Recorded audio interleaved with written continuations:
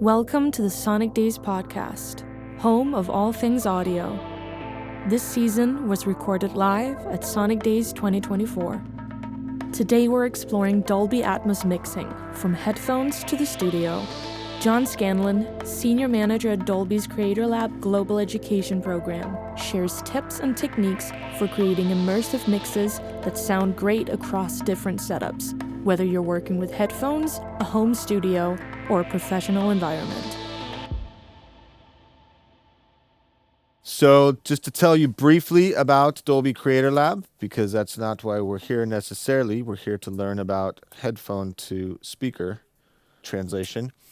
The Dolby Creator Lab and Dolby Institute is here to educate, inspire, and empower the next generation of content creators. So there's a lot of people inside Dolby that focus on Hollywood, that focus on major record labels. My job and the job of a few other folks on my team is to connect with universities, educators, and younger content creators to ensure that they have the tools and resources they need to learn about Dolby Atmos and mixing, and to try to make this process as simple as we possibly can to get people over the hump of learning what might seem like a complex technology and get them started in creating content.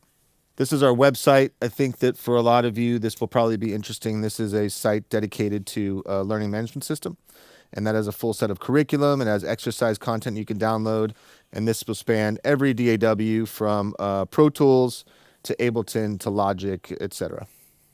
That's me. And also important, if you want to connect after this, again, I said this morning, but in these types of environments, it's 3:30 now, you all have had lunch, you've been here for a while, you'll absorb maybe about 15% of what I say, and then later on have questions. So please feel free to email me here, institute.education@dolby.com.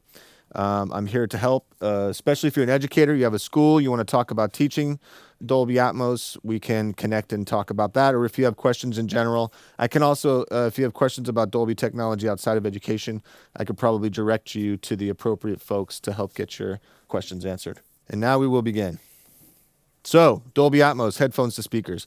When I was presented with this topic, my immediate thought was this is a very controversial subject and this is going to be difficult. So I will say that somebody's once told me that the way you find an excellent audio engineer is to look at their website. And if their website is terrible, that means they're too busy to focus on their website and they're focusing on audio. So my keynote presentations are likely the same. Okay, this is not my greatest skill, but to answer some of these questions, this is a pretty controversial topic, which there's this thing called the internet, if you've heard of it, and lots of audio people have opinions on this. So I will say don't throw anything at me. Making fun of me as I'm talking about this is fine, but a lot of people can get very passionate about this subject. So let's answer some very basic questions. Can I create in Dolby Atmos in headphones? 100% yes. All the DAWs and the Dolby Atmos renderer itself have binaural capabilities. So can you create an immersive audio in headphones? The answer is definitely yes. Can you finish your mix in headphones? Yes, you can 100% finish your mix in headphones. Will that sound good if you only work in headphones on other devices? 99.9% no. That's where we get into the controversial topic here. And I leave that open because there's somebody out there that's doing this that's good at it, right? But for the most part, headphone mixes that have never been played back on a speaker system do not translate well. Okay, so we need to approach this with the fact that there are content creators and then there are mix engineers.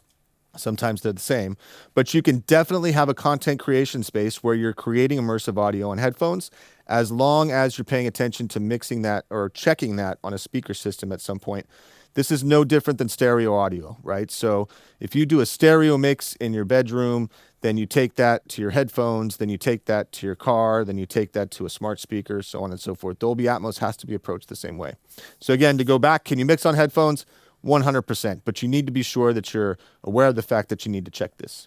What I hope to talk about today, and this is a lot of stuff to cover. As I started writing this, I was like, we're never going to get through this. So we'll get as far as we can, and if at any point I'm speaking and you have questions, please just yell at me and raise your hand or something. What I want to cover overall is basically if you're starting from a headphone perspective, meaning that you are a content creator that maybe has never seen a Dolby Atmos speaker system, or maybe you've seen it but you don't quite understand the translation difference, this is what I want to cover. Some tips and tricks maybe to avoid some pitfalls that you can get into if you're just using headphones only, and then you bring that to a speaker system and you're like, well, how did this happen? This sounds nothing like I wanted it to in headphones. That's what I kind of want to cover today. And some things you can pay attention to along the way, like use of LFE, some binaural fundamentals. Should I use stereo reverbs or immersive reverbs? What is down mixing? What does that even mean? So all of these different things that when you're creating in headphones, you may not even think about. So let's clear some things up really quick and just say that Dolby Atmos is hard and then say not really. Okay. So Dolby Atmos is not hard at all. From a creative standpoint, Dolby Atmos is essentially a very cool panner, and it gives you the ability now with binaural audio, which has been around for over 100 years, to be able to pan immersively in headphones. It also gives you the ability, if you have a speaker system, to pan out into the speaker system. So above you, behind you. But it's really a really cool plugin. The reason why I bring this up is this is a studio that I installed back in 2008. This was after, I won't mention the console manufacturer's name, but they came in and put the console in and then left, and this is what they left me with as a systems integrator, which is part of my background. So that's hard. Right? Dolby Atmos is not. When I showed up at Dolby in 2015 to start working, I was the global events lead, and I would do all the technical infrastructure for all of our events.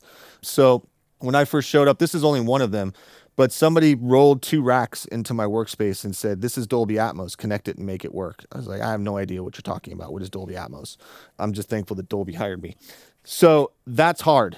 Dolby Atmos nowadays is not hard. Computing has gotten much better. The technology has had time to mature.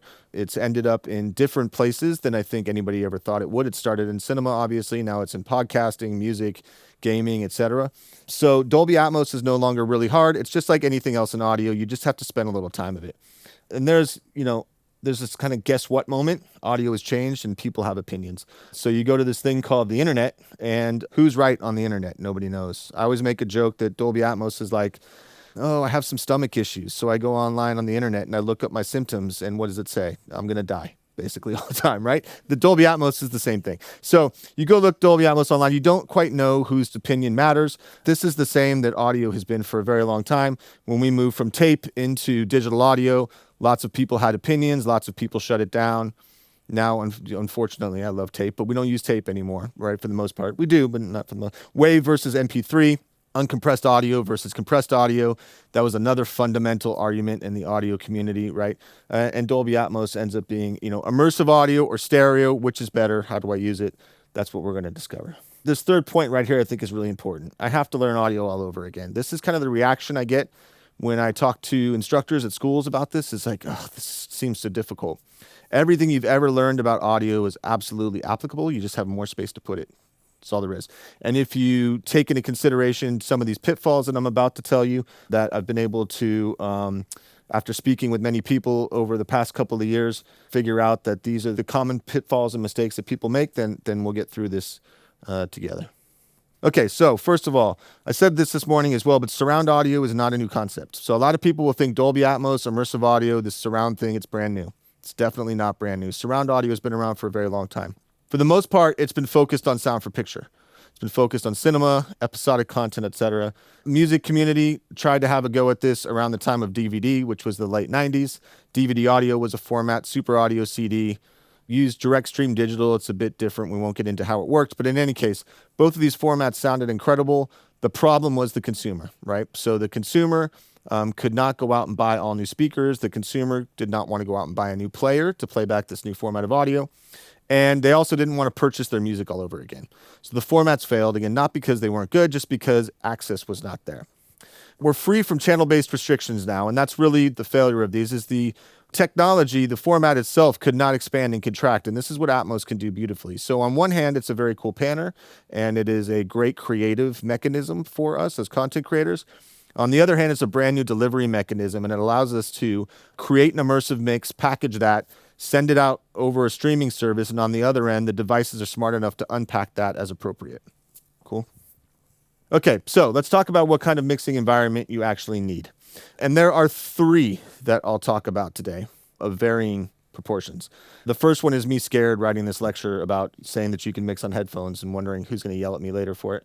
So you can mix on headphones, right? And so Accessibility has gotten to the point where you can purchase Logic Pro for $199 US and you can create a Dolby Atmos mix start to finish, and you can upload this on a music streaming service that accepts Atmos mixes.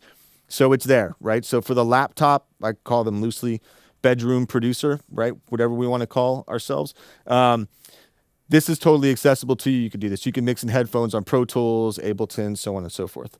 This studio right here is my own in my bedroom at home, and I have a 714 system, so you can't see it right here, but I have left, center, right. I have 2 side surrounds and 2 rear surrounds, and then I've got these little speakers on microphone stands. Okay, similar to this Neumann system here, except I have them kind of articulated out over my space a little bit with some counterweights on them. Okay, so do you have to do a humongous amount of construction to create content in Dolby Atmos? The answer is no. Now, would I say this as a mix room? That's where it gets sticky, right? I don't consider this a mix room necessarily. Can I mix in here? Yes. Would I ever expect that to translate outside of that room? Absolutely not, right? My system is calibrated, but my room is not tuned perfectly, and it's just not a perfect environment, right? We really need a reference space, which would be a space like this. Okay, so people see the high-end studios and they go, well, that's too expensive, it's unattainable, it's inaccessible. Fact of the matter is, higher-end studios have always existed for the reason that they're reference rooms, right? If you really want to check your work in there, people spend a lot of money and time to make sure that these rooms are correct and that the media that is created in these spaces will translate to any device that's playing it back. So you've got very basic, like composing, composition, immersive audio, kind of spatial mixing and headphones. You can check out how that's maybe going to translate to speakers. But if I'm going to release, let's say, a musical album, I'm going to move over to a space like this, probably hire a proper mastering engineer as well, because I don't consider myself a mastering engineer, to get that work done and then get that released. This type of environment as well is very common in the post-production world as well, too. In the cinema that Sonic has here, dub stage, right? They have a mixing console. Those dub stages, larger dub stages especially, are very expensive. And so there's a lot of editorial work that's done in these smaller rooms here. A lot of these pre-mixes for films are done in smaller spaces and then brought to the larger stages later on. So this is a very common workflow as well for anybody working in sound for picture. Music, again, gaming, so on and so forth. Okay, so let's talk about a quick shopping list. You're starting from scratch.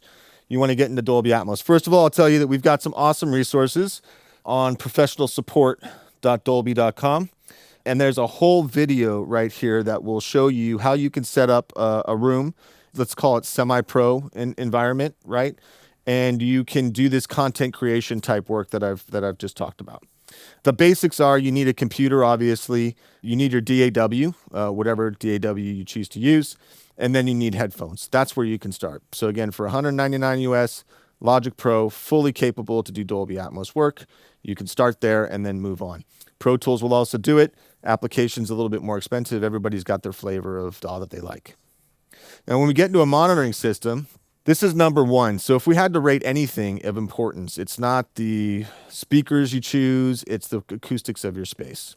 Okay, if you mix in a space that is not acoustically tuned in some way, shape, or form, it doesn't matter what kind of speakers you put in there, it's not going to sound good. It's just not going to come out properly. Okay, an audio interface with at least 12 channels. So if we look at what we've got here, you can't see this center speaker here, but we've got left, center, right, 2 side surrounds, 2 rear surrounds, 4 overheads, and a subwoofer. So all in all, I know that was fast. We got 12 channels of audio that we're using. Most audio interfaces come in flavors of 2, 8, or 16. So you're probably looking at a 16-channel interface. Those run the gamut of 3,000 or so US dollars, all the way up to 10, 15,000 and onwards. So you have a lot of different places in between there to pick the audio interface for you. We do have a very cool spreadsheet that somebody smarter than me made called the Dolby Audio Room Design Tool as well. And this is a free download that you can use. And the cool thing is you could take this space, you could type in the dimensions of this space, so length, width, height, and then you can pick the types of speakers that you're putting into that space. And then you can tell this Excel spreadsheet where your mix position is, how far off you are from the wall, and it will calculate where you should place your speakers. Okay, so you actually have the ability through Dolby. All these tools I'm talking about, by the way, are free. So at the end of this, I'm not going to say, for $29.99, you too. No, none of that. It's not a sales pitch. This is more so the tools that are available for you to go into your space and look at it and determine how you can start to set this up. Speakers, 714 is the recommended minimum, and that's the room that we're in right now. So for 714, I spoke about this earlier, but if you're just coming into this and you're a bit newer, how many people have experience with Atmos in this room? Show of hands. Okay, cool. So 7 speakers. These are the horizontal speakers that we have in the space here. So ear level, right side surround, right rear surround. That's always the first number, is the level of number of ear level speakers. 0.1 is the subwoofer channel, and this comes from Cinema, again, 5.1. 2.1 has been something in stereo that's been around for a long time, so 2 speakers and a subwoofer as well. That'd be 2.1. And then the last number there, 4, is the number of overhead speakers, or number of height speakers. 714 is the recommended minimum for mixing in Dolby Atmos, but there are studios that are 914, 716, 916, 1116, 1114. Any speaker configuration can happen. With object-based audio, speaker count does not matter as long as you're above 714 when you're mixing, because again, object-based audio can expand and contract to any speaker configuration, from headphone all the way up to Cinema. Okay. Now, to better clarify that as well, there is sort of a line in between what we call the HE renderer, which I'm going to show you today, which is called the home entertainment renderer. This is the most common renderer that is used out there. It's the renderer that is incorporated into all these different DAWs as well, Logic, Pro Tools. There's also a Cinema renderer, which if you were in the session this morning, you saw. And the Cinema renderer has capabilities for, guess what, Cinema, right? Pretty self-explanatory. But it allows you to do speaker arrays, higher speaker counts, and stuff like that. So Cinema renderer does Cinema. Everything else, music, episodic content, all these other formats out there use the HE renderer that we're talking about. I should also mention that as far as the Dolby Atmos renderer is concerned, there's free trials of all this stuff. So if you type in Dolby Atmos renderer for trial, there's a 90-day free trial of all of our software. And again, the learning management system will walk you through how all this stuff works. Now, I will say that beyond proper room acoustics, this one right here is the catch, calibration. And not a lot of people are used to calibration of an audio system, because for the most part, if you've got decent ears and you've been working in stereo, you put up your left speaker, you put up your right speaker, you aim them towards your head, and with your ears, you can adjust the positions of those speakers. And so people haven't really calibrated speakers for a really long time. I'm not saying that stereo speakers are never calibrated, they are. But for people working in bedrooms or smaller studios or something like that, you can put them up. You don't really have to consider calibration too much. Nowadays, because of time alignment, especially between all these speakers, you need to calibrate. So you need to find some way to calibrate your system. There are audio interfaces with that calibration built in now, and there's software that stand alone, and sometimes that's contained in amplifiers or in the speakers themselves. So there's some speakers as well that store calibration. What we're really trying to do is match the gain of each speaker around the room. Make sure that in the mix position, so let's say you all in the center or in the mix position, make sure that the time alignment is correct, so that all the audio is arriving at that space at the same time. And then there's EQ balance that's done between the speakers to make sure that we're getting as sort of even of an environment as we can, sort of a clean slate to mix in. And then last thing is a monitor controller, like you see here, like this Neumann MT48, to just be able to control volume. Audio interfaces that you can buy now will have a volume knob, and there's volume knobs in the software as well. Okay, so as far as the essentials are concerned, going back to MySpace here, MySpace, remember that website, or am I too old? Too old, John, too old. All right. So as far as MySpace here, what I have is I have a bunch of mic stands. I have speakers. These speakers are self-amplified, so I don't have an amplifier. I have a small little monitor controller up here that you can barely see, and I have a 16-channel audio interface there, and that's it. My Mac Studio is connected to that audio interface. That then feeds my speakers, and my monitor controller controls that. I can calibrate in the interface that I have. So, is it more speakers? Yes. More money? Yes. But not unattainable like people think. You don't have to shoot for the A-list room right there. There's plenty of those that exist. And so what a lot of people are doing as far as a workflow now is creating on headphones, mixing in a smaller space that they've set up themselves, and then finishing that work at a proper, we'll call it a reference room, right? All right, so here's the software we make. We've got the Dolby Atmos renderer, and we have the Dolby Atmos album assembly tool, and then we also have the Dolby Atmos music panner. So these are the products that Dolby makes. The two that people still use quite a bit are these two, the album assembly tool and the music panner. And the renderer now, it's not that people don't use it. It's definitely used in larger facilities. However, nowadays it's incorporated into DAW. So I'm going to be showing you Pro Tools in a little bit with the built-in renderer. And a lot of people have moved into built-in renderers and software because it's an easier workflow. And it's the same exact software. It's the same exact code that's in these renderers that we've licensed to other companies. And here's a list of our compatible DAWs at the moment. So the top DAWs there all have an integrated Dolby Atmos renderer, which means that you buy the software or you update to the latest version and you have Dolby Atmos built in. So you don't need anything else external. 2 years ago, I couldn't tell you that we were, very much Windows friendly, but now we are with PreSonus and Cubase, also Pro Tools. So if you're a Windows user or an Apple user, you have the ability for both. Our external Dolby Atmos renderer you can use with all of the middle software applications there. And then our music panner you can use with the bottom row. There's two essential workflows, and they vary quite significantly in levels of complexity. So what we're actually doing here today is we're using the internal workflow. I have Pro Tools installed on my computer. I'm connected via Thunderbolt to this Neumann monitor controller, which is then connected directly to the speakers. That's how a lot of people work. All right. So we've got a Dolby Atmos enabled workstation. We have audio objects and beds. And again, I know some people are new to Atmos, so I'm going to cover that briefly again. That's being rendered, and then it's getting to my headphones, and I'm able to bounce all my mixes out as files. Okay, so it's a very simple workflow. This all started basically because Core Audio was opened up to 130 channels about 6 or 7 years ago. And so that capability really enabled us to do all of this process, and the computers got better, right? So with M1s, M2s, M3s, M4s, the processing on these computers is really fast enough to be able to handle a lot of mixing work done on this. Now, the secondary one here is something more like the cinema that is at Sonic and the workstation we were at earlier. There are two separate computers, one for your main DAW and one for all of your Dolby Atmos rendering. They are connected either via Dante, which is an audio over IP technology, basically Ethernet technology, or MADI, which is a fiber optic connection between the two computers. So we're sending our DAW tracks to the Dolby Atmos renderer, which is then connected to our speaker system and outputting all of our file formats. That used to be the only way to work. The reason why people still use that now is because if you think about intense film projects, post-production projects, lots of video, lots of audio tracks, high edit density, you really need the computing power to be able to work independently with a DAW and a renderer. Most of the stuff that especially if you're a music engineer nowadays, can be done internally inside the workstation. So much less complicated.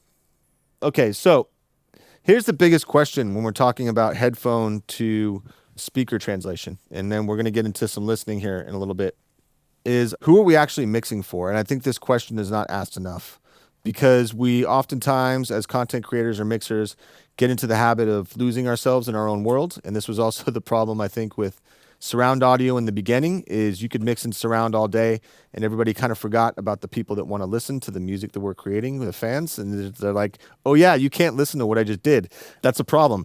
So who are we mixing for? And this becomes the issue. We're mixing for tons of different environments, right? So if we look at the traditional home theater system up here, and I just grabbed these off the internet, so sorry if this is your living space. But the center channel isn't even aligned properly to the center of the TV, right? The left and right speaker, this speaker is shoved into a corner. Acoustically, that creates a problem because this one isn't matched in the type of space it is. Who knows where the surrounds are? These components don't match at all. This is a good soundbar environment. This is actually, we did this at IBC at the Rye, right? So it's a properly tuned Dolby space. And then you've got this over here where it's like the center channel is here, but then the left is over here, and there's another center channel there, and there's a subwoofer over there, right? So you're mixing for a ton of different speaker environments. And so this really needs to be considered when you're making some mix choices inside Atmos, and that's what we're going to start to talk about. And really to give you the sort of breadth of what we're speaking of here, there's 2 billion plus Dolby Atmos devices in the market right now. Okay, so almost everything you lay hands on has a Dolby Atmos decoder in it. I always make this analogy where I worked at an electronics store when I was a kid, and I was installing car audio systems and stuff like that. And so for Christmas one year, I thought it would be really cool to buy my mom a home entertainment like surround audio in a box is what they used to make. And so I bought her this system and gave it to her. And when I came over a couple weeks later, she had all 5 speakers stacked up on one side of her TV, right? And there's every variable in between of this. So you have to rely on the fact that the consumer might be confused. And when you're mixing your content, you have to imagine what environment this might end up on in the end. So what does that mean? Dolby Atmos enabled television, smart speakers, headphones, iPhones, Samsung, Galaxies, Xboxes, PlayStations, right? There's tons of stuff out there. Now you test your stuff in stereo all the time to make sure that it translates. Okay, the same should be true for Atmos. Cool. And now, if you haven't had a chance to check it out, the Volvo down there, so now we're in the automobile industry as well, which is perhaps the coolest because it's a totally controlled little box you drive around in, right? It's like there's no way the consumer can mess that up because it's done for them, okay? All right, so for those of you that joined me this morning, I'm sorry, but we have to talk about this again. So can we please talk about beds and objects? This is the biggest hurdle, and it really shouldn't be. I think that the biggest hurdle for music engineers is just understanding that this is a cinema product and was made for cinema. And cinemas really need beds and they really need objects because of arrays. And so if I'm a mix engineer and I am working in cinema, working on a film, I've been used to beds forever. So let me bring up a session here and show you the renderer. Okay, so here's the Dolby Atmos renderer, and this is the internal renderer inside Pro Tools. And this box, orange box around the top there is the bed. And there's always one bed in Dolby Atmos. You cannot change that. So your first 10 inputs to this renderer are always going to be there. You can't turn them into objects no matter what. This is traditional channel-based audio. So for those of you that, again, weren't there this morning, if you're working in stereo and you have a USB or a Thunderbolt device connected to your computer and it's a 2-channel interface, if you're sending audio to your left speaker, you assign that to output 1. You attach a cable from your audio interface to the speaker. That's channel-based audio. We've all done it. We've all worked in this way for a very long time. So left, right, 1 and 2, center and subwoofer, this area here, 3 and 4. 5 and 6 are connected to the side speakers, 7 and 8 to the rear surround speakers, and 9 covers all of your overhead speakers on the left, and 10 covers over all of your overhead speakers on the right. So you imagine that this is your physical cabling. This is all the wires you see run around the room. That's your bed. So why are beds important? Well, in the film industry, beds have been important because there are hundreds of people working on a film, sometimes thousands of tracks, and you need some way to do audio management. So typically what they have is a dialogue mixer, sound effects mixer, and a music mixer. And those 3 mixers do premixes of all the content for the film, and those end up as beds. For music engineers, you can just call those stems. They're the exact same thing. The difference is you're not doing stereo stems anymore, you're doing 10-channel stems. Okay. Now, why are beds important for cinema? Because unlike smaller environments like we're in today, in cinemas, you have lots of speakers. It's to cover the whole audience. So if we look at this whole wall right here, all of those speakers are receiving the same signal to cover the whole cinema. Okay. So if I wanted to send audio to all of those speakers at once, I could then send that to output 5 in my bed. And then that side surround would be covered across that whole array. Different from an object, if there are 6 speakers and I turn something into an object, I can address each speaker individually if I want. Make sense? Same thing for the overheads. So there is well, actually, let me play it.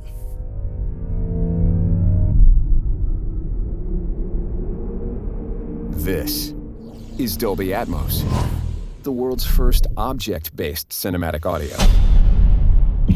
With powerful moving audio that transcends from channels to moving around you with pinpoint accuracy.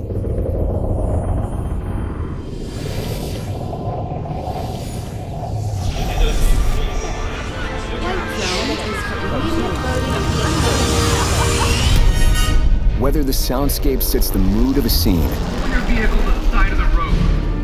Whoa! What is this place? Oh! Come on, you guys, let's go! Or captures the full extent Do you want to know my secret? of nature's fury.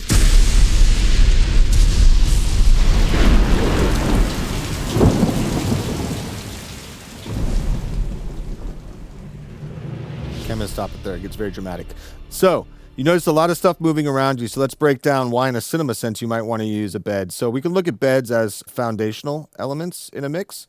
And if you're a film mixer, you have all these different inputs, which to a music engineer looks very exciting, 128 inputs. To a film mixer, this is nothing. They're working, again, sometimes with thousands of tracks. So they need to do audio management. So they really need to decide, what am I going to use an object for and what am I not? So let me quick give you an example of why you might use one or the other. So let's take this, for instance. This is Dolby Atmos, the world's first object-based cinematic audio. Now, I have a bed of 10 channels, which I can send all of my audio to if I want to, but I only have 118 objects to choose from. Again, 118 sounds like a big number unless you're a film mixer, okay? And it's not. It's not a big number at all. Think of Star Wars or a Marvel movie or something spectacular where there's lots of sound effects flying everywhere. So I need to make a choice as an audio producer, mixer. This dialogue happening right there, do I need to put that as an object? Because I'm going to give up an object just for that piece of dialogue.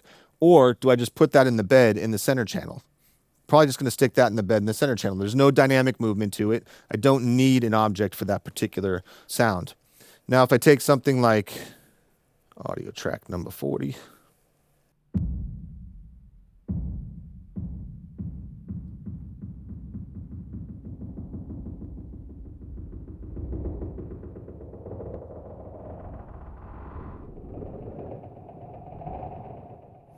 Opens up a world of creative freedom with objects, right? So imagine you're in a room again with 2 side surround speakers and 4 overheads. Imagine if you're in a cinema, there could be 8 overheads on one side and 8 overheads on the other. It gives me the ability to address each of those speakers. So if you're sitting in the cinema environment, it really gives you the chance to spin stuff around people's heads, which is really cool. However, there's a moment there where the rain hit. The rain, maybe I don't need to use an object on that because I want that to hit all of the overhead speakers all at once. So beds objects, this is where people get stuck. I won't spend too much more time on it. Really just understand that this is channel-based audio here, and this object freedom happens down here, and you have 118 opportunities to use that. And I'll be playing with some audio here in a little bit that'll explain that a little bit further. Now we'll move on to everyone says I can't mix in headphones. As we talked about in the beginning, yes, you can. And yes, you can finish a mix in headphones, and no, it's not going to work everywhere, right? So we have that part covered. Everybody knows they need to mix on all these different environments. So this gets into, like we talked about in the beginning, to our sort of audio fight, spat we have amongst each other. Conferences like this is great. I went to dinner last night with some folks, and we argued about like compressors or something. I don't know, right? Audio people just argue about everything. Can you mix a record on NS10s? How many people say yes? How many people say no? I mean, yes, no, yeah, of course. You can mix a record on NS10s. They were known as the studio standard for a long time. And then there's a new generation of mixer that came up that said, no, you can't mix on NS10s. You can't. It's all an opinion, right? So this is all an opinion. So beds and objects are really a creative choice. You have the opportunity. A lot of music mixers and people that are working in other areas will say, well, why are they there then? Because it's a cinema tool, right? So it's a cinema tool that was adapted for music. Remember that it was a cinema tool. It's just there. You don't need to use it, okay? So you got to know your deliverables.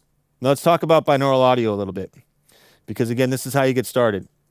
So binaural audio, as we mentioned in the beginning, is nothing new.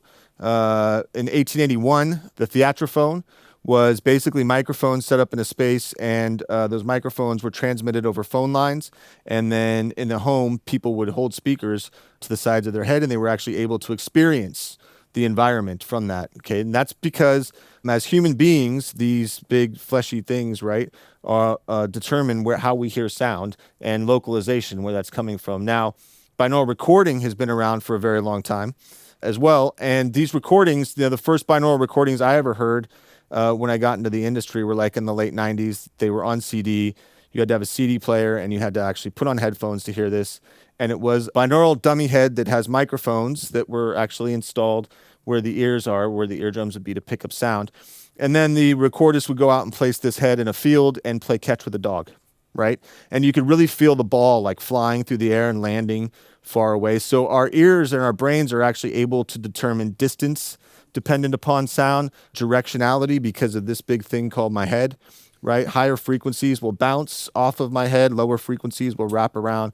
I'm brushing over this topic very generally, but we only have like 20 minutes, and this is physics and science, right? So your left ear right? And your brain can tell what's coming because of arrival time and intensity. If something comes into my left ear here and I'm hearing something from the right, maybe that's a reflection, right? So I automatically just go, okay, this is coming from the left. So there's all these different things. You can even see like a vertical direction, right, plays a difference in frequency response as far as our brain is concerned. So we're pretty smart as human beings, and our brains can determine a lot. All of this was baked into an algorithm by people that are smarter than me, and this is where we get binaural audio nowadays. And Dolby supports this by being able to adjust your binaural settings per object. And so we can't play with that in here because it's on headphones, but basically what you can do is you can trick your brain into thinking something is farther away by changing the binaural setting. And this is a lot of words, so let me just kind of give you the gist of what this means. If you turn off a binaural setting inside the Dolby Atmos renderer, it essentially means you're just mixing on headphones like you always would. So there's no delay, there's no processing added to the signal at all. If you turn that on to near, it applies HRTF filters to pull it out just slightly in front of your face. If you turn that to mid, that's roughly where your typical loudspeaker would be set up, so 1 meter away, something like that. And if you turn onto far, it pushes it like 2 meters out, so about 1 meter beyond your loudspeakers. Now, these are very generic rules, and I say generic because instrument, frequency response, all this stuff plays a role in how you're actually going to hear what that setting does. So it takes a lot of work to actually play with this to determine what you like, because a higher frequency signal is going to be more affected than a lower frequency signal. Cool? So what do you need to know? Okay. This is what I found out over the last 6 months. There's a head in the middle of this box. And if you are a cinema engineer, or recording engineer, mixing engineer, you understand that this box means that there are speakers along this wall. But if you're not, and you're just starting out, you have no idea that there are not speakers on that wall. And so when you're mixing in your headphones, what happens is you focused on what sounds best around your head because you have a 2-channel signal that's coming into your headphones. So if I look at this right here on the left, this is what you're looking at. But here is what's going to happen if you actually play this back over speakers. So there is a left, center, right that is happening on the wall, as you can see. Side surrounds, rear surrounds, and then overheads. Very similar to how this room is set up here. Now, if I take that same idea and I fold that down to binaural, which is 2 channels, right, for headphones, and I pan that to the left, great. If I move that out to the center, it's going to sound good on my headphones, but when I pull that out into space, look at all the speakers, look at all the channels it's hitting here. And so a lot of people, when they're first mixing in headphones, they don't really connect that there's going to be speakers that this is going to play out on, and that if they're making choices for their headphones, that might affect how that speaker actually translates it. So let me play you something. All right, so let's take this kick. Okay, so if we look at this object playing back, okay, it sounds very far away, right? Now, if I'm mixing on headphones, what I might decide to do is I might think that that kick sounds really cool and I want it to be closer to my ears. So I'm going to grab the panner here and I'm going to do that. I'm going to move it closer to my ears if I had headphones on.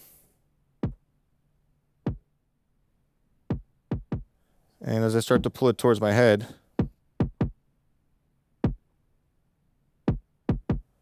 you see how it operates all those meters. Now it's sort of spilling out into this space. So there was an engineer online that said stick to the walls, and that I thought was a pretty good piece of advice.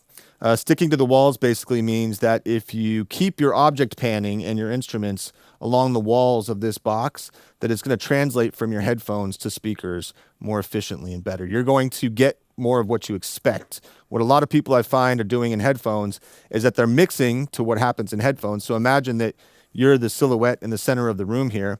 You're not getting information from here, right? If you pull it towards you in the binaural world, you're actually going to respond to it better. You're actually going to respond to it best if it's coming out of these speakers because there's 2 transducers strapped to your ears, right? But then when you go to play that mix back in speakers, all of a sudden everything's coming out of the side speakers, right?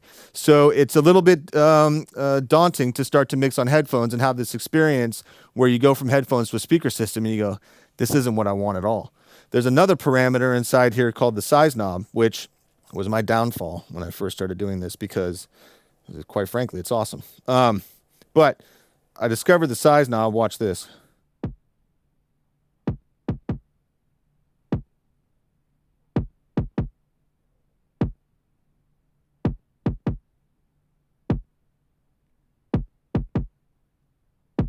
So see how many speakers I'm hitting now? Now, to me as a mixer and headphones, I went like, oh my God, big bass drum, right? Expanded the size knob out. Snare drum, hi-hat, right? Vocals, synthesizers, oh my God. And on headphones, it sounded awesome. As soon as I took it to speakers, I had a 12-channel mono mix, right? Every sound was coming from everywhere, right? So look at this. It's spilling everywhere.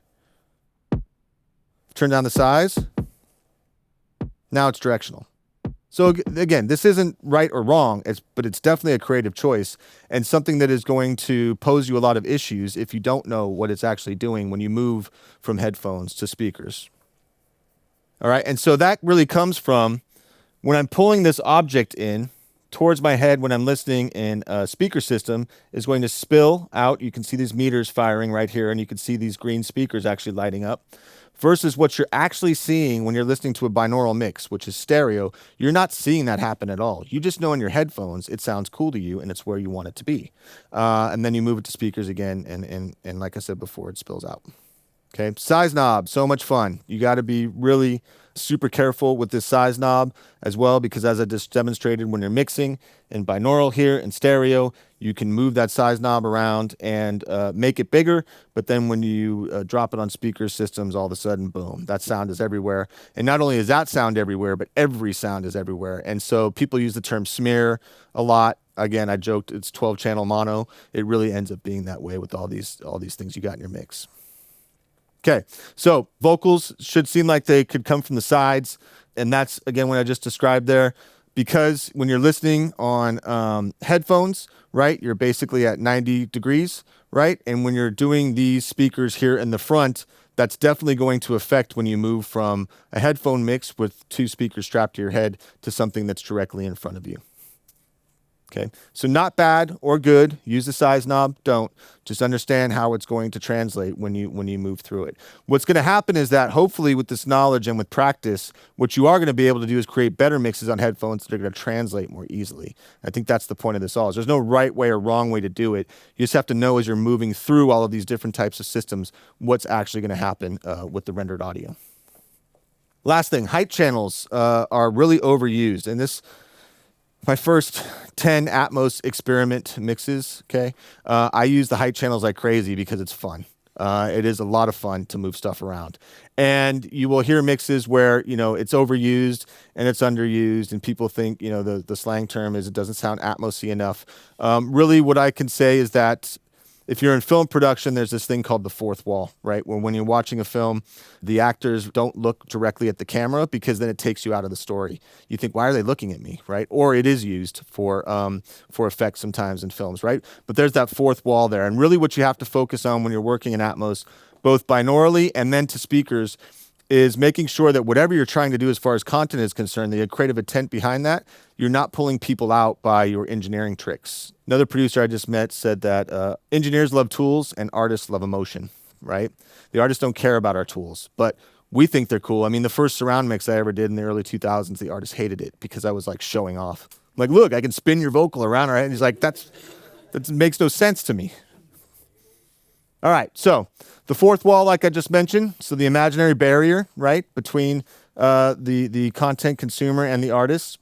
A reminder a bit about how consumers typically spend their money. This is also a piece of advice that I got recently, which is that typically people already own stereo speakers, and then they add additional speakers on top of that, right? So center channel, surrounds, etc. So there is this sort of trend is like, okay, should I mix vocals in the center channel? Well, you can if you want, but if you think about how most consumers spend their money, people don't really lay a lot of importance on a center speaker, right? So that center speaker could be great or it could be garbage, right? And if it's garbage and there's no vocal in the left and the right, are they going to actually hear the song properly? Are they going to watch the film or the piece of content properly, not being able to hear the dialogue that well? It's a choice. I'm not saying to go one way or the other, but there are, and again, this is another audio engineer argument. Like, do you put the vocals in the left and right? Do you put them in the center? Do you spread them a little bit between? That's up to you, but it's just something to be conscious of. Utilizing EQ and instrument choice for better response and height speakers. A lot of people will start to mix in Atmos and start to put low frequency instruments up in the height speakers.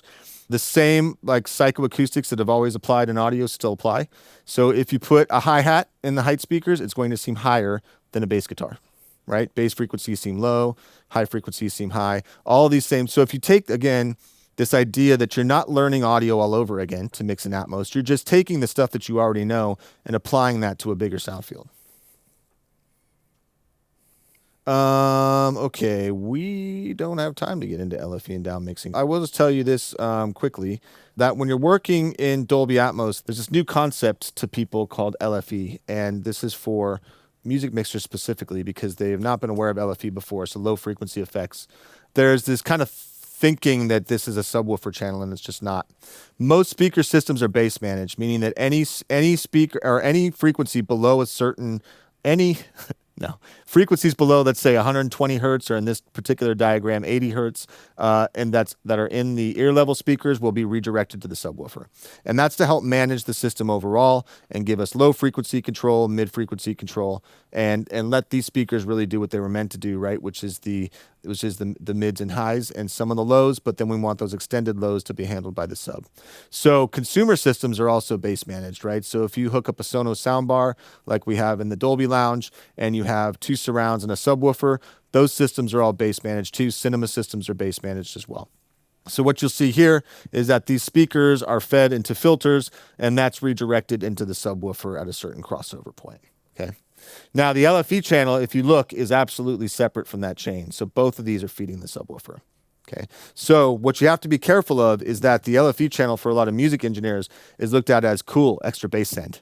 And it's definitely not. Okay. Because what's going to happen is if you're not careful and you throw too much LFE at your mix, you are going to get a bass managed system, which is already giving you subwoofer and additional subwoofer. Okay, and if you use it too heavily, you're going to cause your mix to be muddy at the other side. Also, something with the LFE is that there is something called down mixing in Dolby Atmos. And in Dolby Atmos, if your device registers Dolby Atmos and you're able to play back in an immersive mix, it will.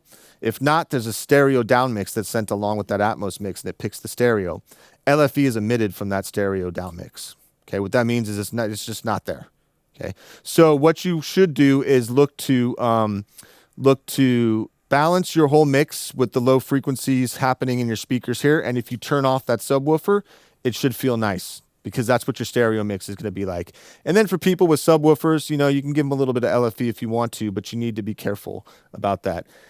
Another problem, specifically talking about headphone mixing to speakers, is that if you think of the physical nature of headphones themselves, if you're feeding LFE into your mix and you're only mixing on headphones and you hear that nice little bass boost, that's great. But the problem is when it goes to a speaker system, you're probably adding much more bass than you realize because your headphones just really can't reproduce it. So again, this is the importance between going back and forth between headphones and speakers. And this is why it's really necessary to be able to do so. So I know I just covered that really quickly. Any questions on LFE and bass management? Because that's another important thing when you're mixing in headphones to really consider when you're moving into speakers. And this again comes from experience of being able to move between a system with a subwoofer and your headphones, learning what your headphones are doing when it translates to that speaker system, and then just mixing from that point on with that knowledge. Other things like down mixes and re-renders. Now, the Dolby Atmos renderer will have a ton of down mix controls as well. And down mixing was done a lot in cinemas for 7.1 to 5.1 to stereo to be able to play back across different formats. Things that have been done now is, let's say that you have a mix and you use an immersive reverb, like a 712 reverb. That's all great, but a lot of people that are starting mixing don't or can't want to spend the money on an immersive reverb like that, so they'll stack stereo reverbs. I actually have this set up in Pro Tools here in this session. I'll show you here really quickly.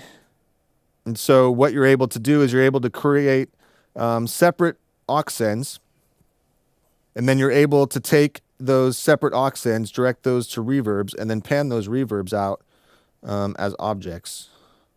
So if I look here, I have a reverb in the front, a reverb in the side, a reverb in the rear, and a reverb in the top.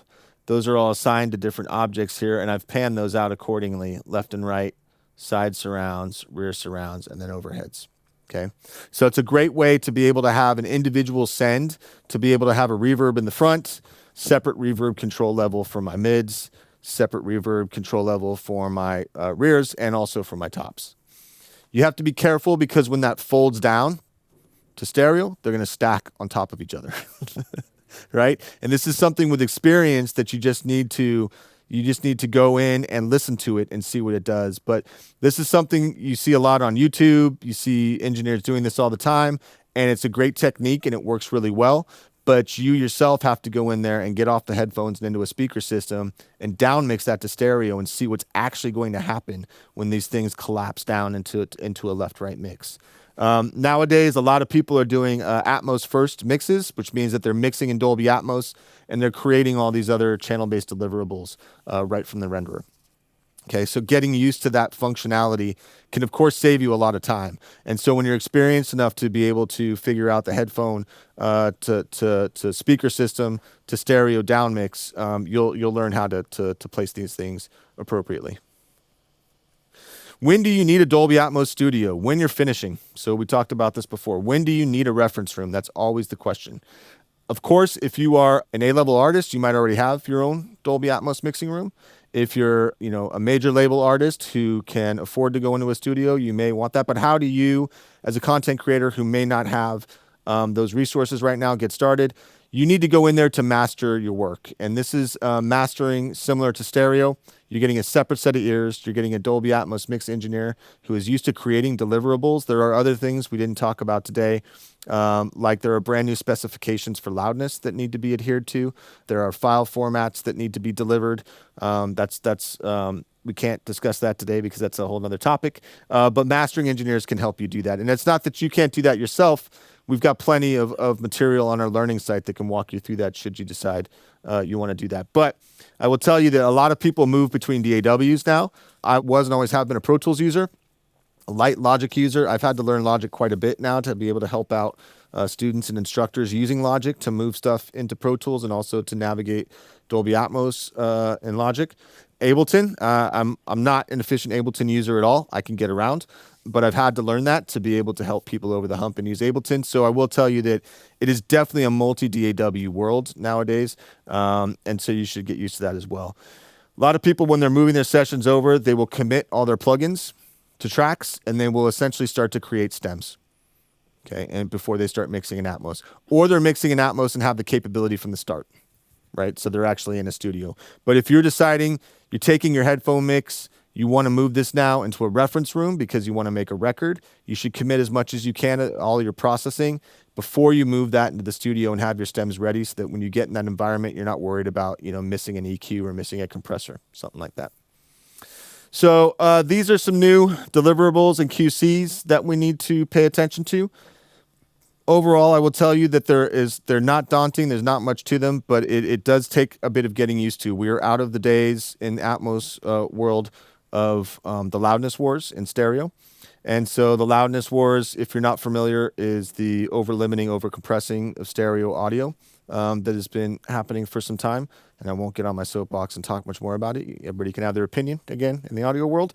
But what we have to do now is we have to pull down the levels because we have a multi-channel mix happening. Now, we're not just dealing with 2 channels. We're dealing with 12 most of the time, right? So we have to pull this down to a new loudness standard called -18 LKFS, which is an average measurement of the whole mix. And then we've got -2 dB true peak, which is your peak levels. dBFS is what we were measuring stereo in, and we're not doing that with Dolby Atmos. So there are some new delivery standards that you need to get used to as well. And then there's some other things we have in exercises that are available on our learning site, like how do you actually control that loudness level? Well, in Pro Tools, we use VCAs quite a bit to be able to control groups of instruments to be able to pull back those levels and maintain that loudness and not have to redo our whole mix because of it. And that's it. just remember who you're mixing for, right? So you start on headphones, got to move to a speaker system at some point, do as much as you can to go back and forth, and always ensure that you can play back on some sort of consumer delivery system to see what's happening. We just did a thing in course with 15 to 18-year-olds in Sweden this past week, and the cool thing was they started on headphones, then they moved to a speaker system, and then we were able to create MP4s out of the renderer, and they could play it back on a Sonos soundbar. So you can really actually hear the whole ecosystem and play and see the creative decisions you're making in headphones versus speakers and how that's going to end up on a consumer system later on. So much like stereo, you just have to do the work to see that piece of content. And again, this is the Dolby Atmos course here for learning.dolby.com. And this is where you can download a bunch of content that we've licensed, so full Pro Tools sessions, exercises on Pro Tools Logic and Ableton that will walk you through step-by-step on how to set up the Dolby Atmos renderer. There's, of course, a lot of content in there that will show you how to get around on the renderer. And then there's a lot of video content that we're working on right now that I'm putting in there in the next 3 months or so. That is, you guys would appreciate this. So now there's videos for each exercise that we have. It's not just text and graphics, but there's actually a video walkthrough, which we just worked with these guys a couple months ago. They were like, I wish there was a video. Yeah, I made some videos. So I would advise you to take that QR code with you. This is all free, by the way. This is not a paid site or anything. So you can create your own login. You can download a trial of the renderer, and you can start to work in Atmos. And of course, we got a lot of support on our professional support side if you need help. And that's what I got. Thanks for listening to me at this time of the day.